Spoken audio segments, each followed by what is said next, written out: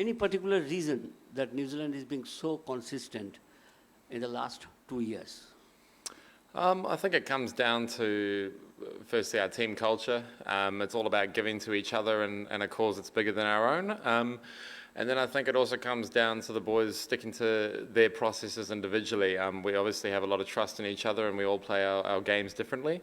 And I think when we go out in the middle, we trust our mate next to us to be able to do what they train to do. You know, they put in the work and they trust me to put in my work. And from there, we go out there and I guess can build that relationship on the field and to be able to give to each other no matter what. I guess that builds a great team environment. And then, you know, cricket's obviously a funny game. The results sometimes don't go your way, but I think we've created a nice sort of consistent platform for us to build from.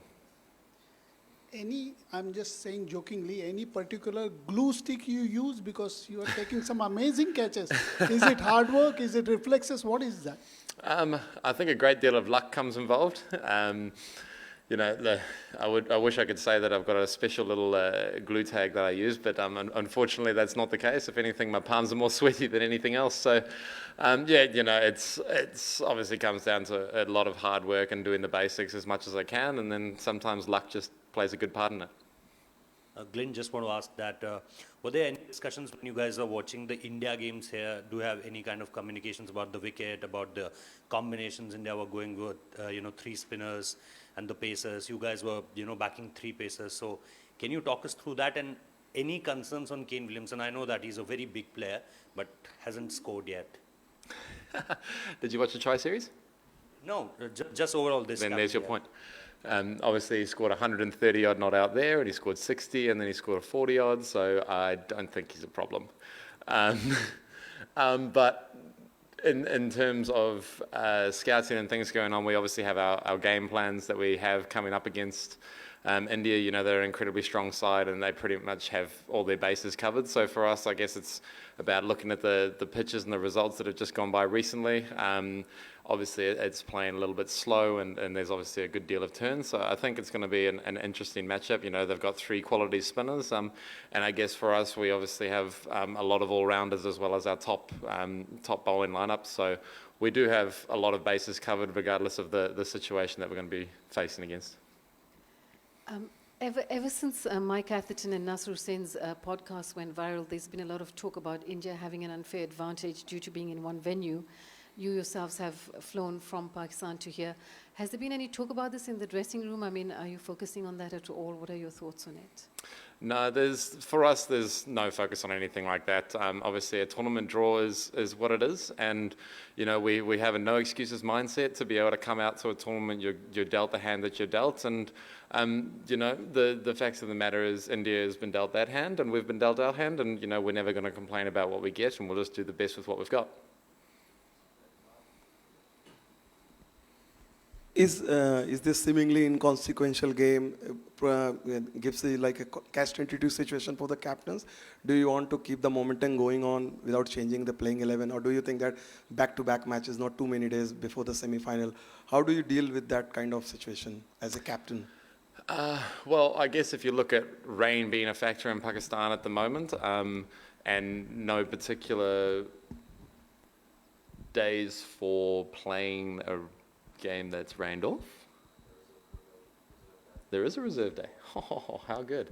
You know, obviously finishing in the top spot goes with a great deal of confidence going into the semi-finals. But at the end of the day, we always in a tournament like this go out to win every game possible, and momentum is a strange thing in cricket, especially. So, you know, we're obviously going to go out there, play every ball as it comes, but put our best forward no matter what. Glenn, Virat Kohli will be playing his 300th ODI tomorrow. Is he somebody that you've sort of admired over the years? Would you followed him? Obviously, he's an incredible player. You know, and to know him a little bit personally myself is awesome. He's obviously an incredibly hard worker, and what he's done for the sport, but also for Indian cricket, and also people coming through the game as youngsters now is absolutely fantastic. And I think his legacy going forward will be remembered for a long time, inspiring a lot of people. And you know, 200 ODIs, that's a big feat, especially in today's age where one-day cricket isn't played as often as it used to be. So it's really cool for him.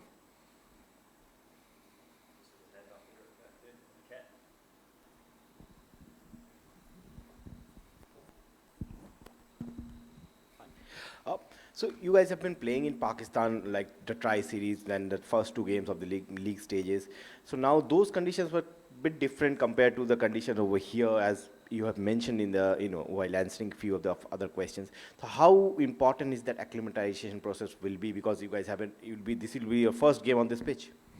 I think the beauty of Pakistan is every pitch we've played on has been significantly different to the last, and I think that's been great preparation for us coming over to Dubai, knowing that the pitch is going to be different again. We've had a lot of different situations. We've had balls that have spun, we've had surfaces that have been flat and fast, boundaries that are small. Obviously this ground presents itself with a different challenge of being potentially a little bit slower, more void of grass, and maybe slightly slower outfield. So I think we pride ourselves on trying to be as adaptable as possible. It doesn't necessarily mean everything is foolproof and that we're always going to come out on top, but I feel like we've got a lot of bases covered, and as I said, we give to each other no matter what. So to be able to come to a new situation and a new environment, we rise up to the challenge, and we always fight no matter what.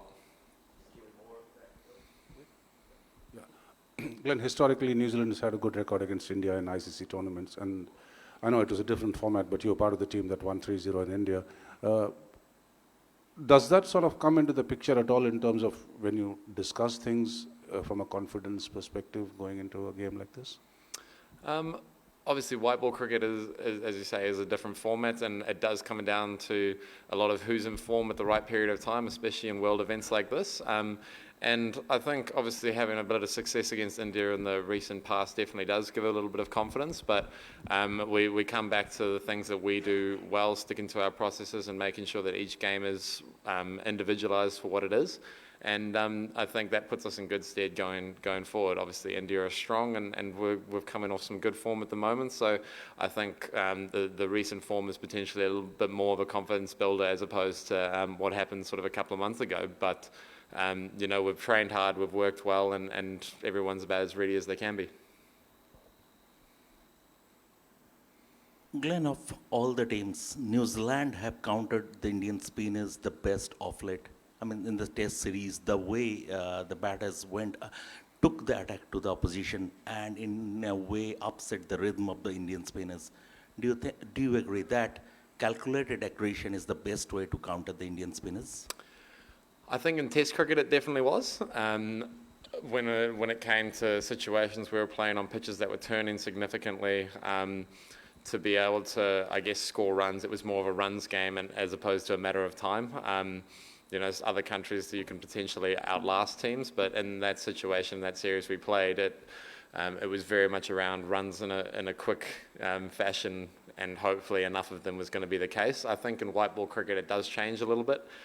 With there obviously only being 50 overs, the game plans slightly change to be able to, I guess, counteract situations of the game. The middle phase is obviously very crucial in the way Tom Latham and Will Young did it against Pakistan, and then obviously Tom and Ratchin in the last game against Bangladesh during a tricky period was fantastic, and I think that's probably crucial going into this one with the quality of the Indian spinners is going to be about how can we rotate strike, how can we take the game deep and be able to give ourselves a chance to, I guess, launch an attack at the death, and if we do bat first, put a competitive score on the board, and obviously if we're chasing, that becomes really crucial to limit those dot balls in the middle overs with how good their spinners are. Obviously it's not an easy task, they are fantastic spinners, but we've all got our individual plans, and hopefully we can go out there and execute them. Glenn, given the condition, do you think you should be better prepared as a bowler than batsman here? And secondly, the reason New Zealand could be doing very well because there is so little competition for the spots. Not 5 or 6 players could be competing for one spot. There is a lot of sense of security. Maybe that is bringing the best out of the players. Unlike in India, I say, there are so many players competing for so many spots. Your first question was, sorry? Sorry, one at a time. You should be better prepared as a bowler, you think? Do we need to be more prepared as bowlers? In the conditions. In the conditions. Yeah, I think it definitely does come down to the execution phase, especially on pitches like this. We've got 2 really good spinners, and then obviously all-rounders and myself and Ratchin to be able to offer overs if we need.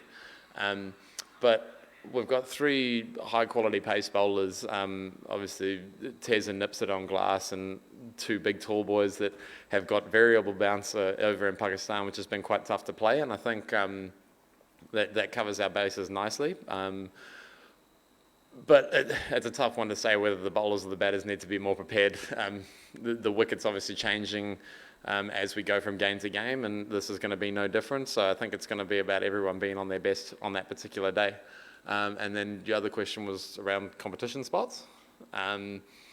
We are fortunate in New Zealand where we do have a lot less players than India has to choose from, which means we can afford to give guys slightly longer runs before moving to potentially the next crop of players coming through. And that does obviously give a lot of confidence, but the same with any professional environment. If you aren't performing, there is always someone waiting in the wings. So the intense competition is slightly different to what maybe the Indian competition is from a pure numbers perspective, but we've got guys waiting in the wings that are definitely ready to be here and to perform. So for us, we try not to think about that because we're all in it together. There's a big wider squad that is all involved. We're all New Zealand cricket as a whole in this team environment, and I think that in itself, that culture that we've produced allows us to go out there and play for each other as opposed to playing for ourselves individually for other spots,